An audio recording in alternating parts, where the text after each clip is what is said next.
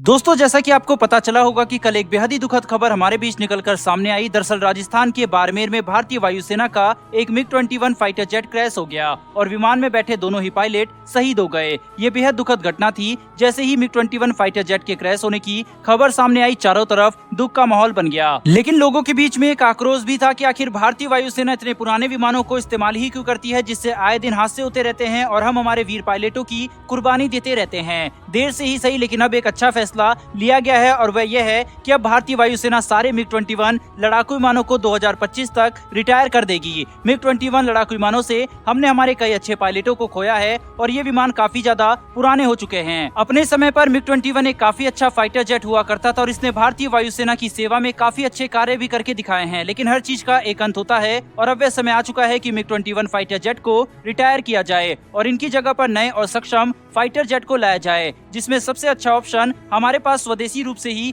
मौजूद है, हमारा तेजस फाइटर जेट। वहीं पर इसके अलावा हम लोग ये भी देख रहे हैं कि भारतीय सरकार 114 फाइटर जेट के टेंडर को काफी समय से रोक कर रखी हुई है, जिससे भारतीय वायुसेना की क्षमता में काफी ज्यादा गिरावट देखने को मिली है। हमें ये बात नहीं भूलनी चाहिए कि स्वदेशी हथियार खरीदना जरूरी है, लेकिन मौजूदा हालातों में हमारे जो रिक्वायरमेंट है उन्हें पूरा करना भी जरूरी है। इसीलिए अब बहुत हो चुका, अब बहुत जरूरी है कि भारत जल्दी से जल्दी इन 114 फाइटर जेट को खरीदे, क्योंकि ये हमारे लिए काफी ज्यादा जरूरी है। हम ऐसे ही हमारे वीर पायलटों को MiG-21 जैसे लड़ाकू विमानों के क्रैश में खोते नहीं रह सकते। जो फाइटर जेट का टेंडर कई साल पहले ही पूरा कर लिया जाना चाहिए था, वह अभी तक लटका हुआ है और किसी भी तरीके की अच्छी खबर MRFA लड़ाकू विमानों के टेंडर से निकलकर नहीं आ रही है। इसके अलावा INS विक्रांत भी भारतीय नौसेना की सेवा में शामिल होने ही वाला है और अभी तक हमने इस एयरक्राफ्ट कैरियर के लिए भी लड़ाकू विमान खरीदने के टेंडर को पूरा नहीं किया है, जिसके तहत हमें 26 फाइटर जेट खरीदने हैं। यानी कि ये टेंडर भी काफी ज्यादा लेट चल रहा है। कायदे से इस टेंडर को INS विक्रांत के नौसेना में शामिल होने के समय के अनुसार ही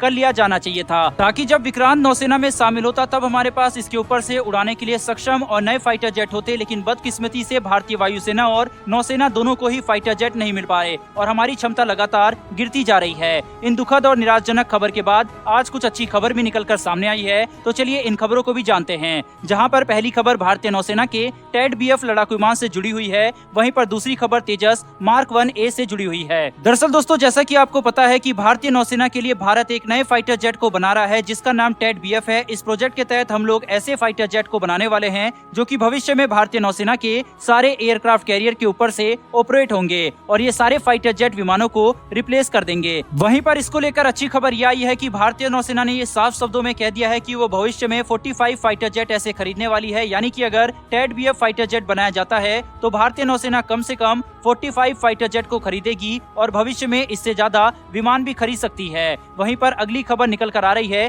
तेजस मार्क 1A फाइटर जेट की तरफ से। दरअसल ये बात अब साफ कर दी गई है कि 2024 से पहले हम लोग हमारे तेजस मार्क 1A लड़ाकू विमान में SRAM और अस्त्र मिसाइलों का इंटीग्रेशन पूरा कर देंगे। अस्त्र और SRAM दोनों ही हवा में मार करने वाली मिसाइलें हैं और एक बार इनका इंटीग्रेशन तेजस विमान में पूरा कर दिया गया तो हमारा तेजस फाइटर जेट काफी ज्यादा घातक बन जाएगा। भारत तेजस फाइटर जेट पर काफी तेजी से कार्य कर रहा है। ये अपडेट भी निकलकर सामने आ चुकी है कि सारे तेजस मार्क 1A फाइटर जेट की डिलीवरी भारतीय वायुसेना को 2030 तक पूरी कर दी जाएगी। और अब ये खबर निकल कर आना कि 2024 के पहले इन तेजस विमानों में अस्त्र और SRAM मिसाइल का इंटीग्रेशन भी पूरा कर दिया जाएगा, तो ये हमारे तेजस फाइटर जेट के लिए काफी अच्छी बात है। बहरहाल दोस्तों, इस वीडियो में इतना ही। बाड़मेर में शहीद हुए दोनों पायलटों को हमारी तरफ से श्रद्धांजलि। फिर मिलेंगे ऐसी एक नई वीडियो के साथ। धन्यवाद। जय हिंद।